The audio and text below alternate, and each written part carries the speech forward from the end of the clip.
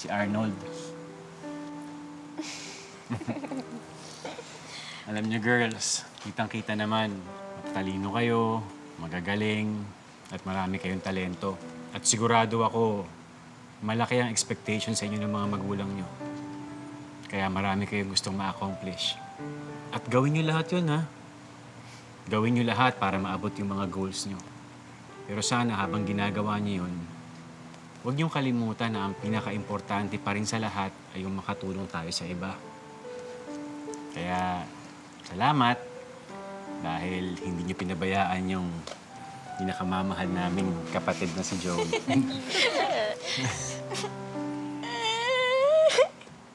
Iha, anong nangyari, Iha? Kasi... Uy. Okay lang po siya. Okay